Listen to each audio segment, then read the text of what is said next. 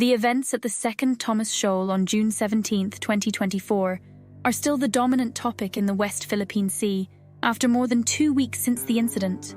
Despite having the opportunity to do so, the Chinese have not attempted to arrest anyone they consider trespassers in the South China Sea. The Chinese conducted naval exercises in the West Philippine Sea, and the Philippines resupplied the Second Shoal. Japan and the Philippines held high-level talks on defense issues, as China is also flexing its naval muscle this week to intimidate Japan. There have been direct talks between both sides to de-escalate tensions in the region, and both sides are at least taking steps to show their willingness to talk.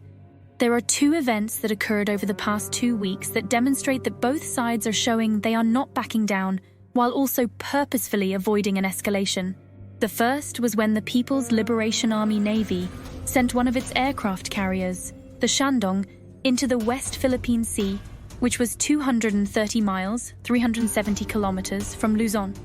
The aircraft carrier's dispatch was a show of force and meant to send a message to the Philippines, but it was also operating in accordance with international maritime law.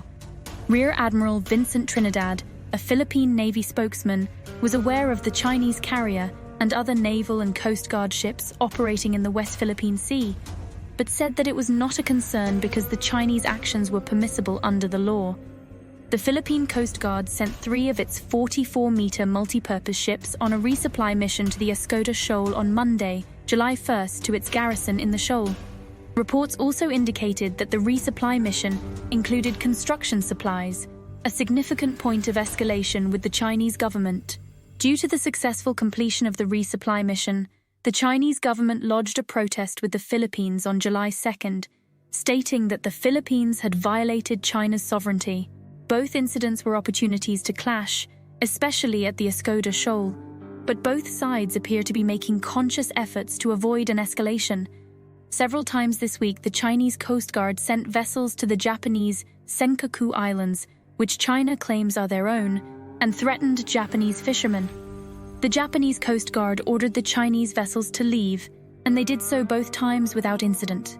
During the same week, while Japan and the Philippines were dealing with increased intimidation activities by the Chinese, the 2 sides met to discuss improving their defense agreements.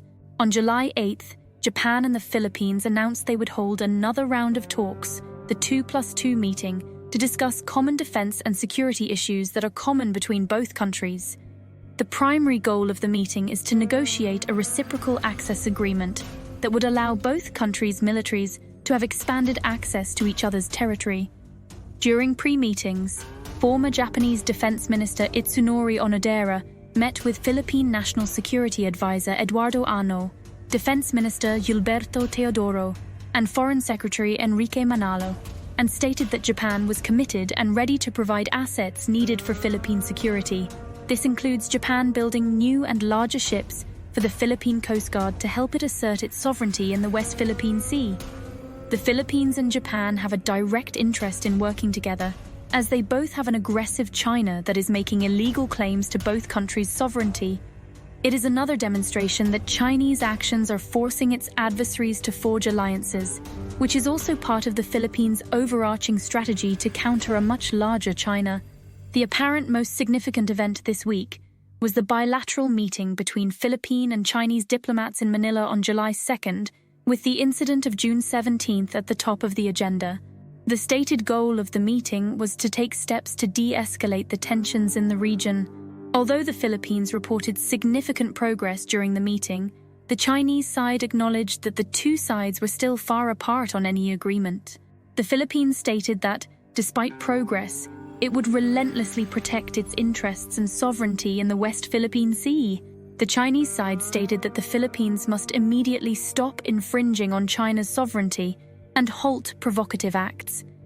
So despite the talks, both sides are not backing off their claims and have stated they will continue to talk through the issue. It is doubtful that China, under its current leadership, will give up its illegal claims in the South China Sea because it lusts after the resources in the region for itself. The Philippines, with public and firm support from the United States and Japan, will not allow China to intimidate it into giving up its sovereign rights. The talks between the two are a positive sign, but it is highly doubtful that they will make any difference in the long run. They may take a break to avoid another June 17th type incident. The Chinese will continue to exert pressure and hope for a change in the political situation in the Philippines. To this end, the Philippines must remain vigilant against any subversive methods. Additionally, the Philippines will continue to utilize the media to draw attention to China's aggressive and illegal actions, and to encourage the formation of alliances to counterbalance China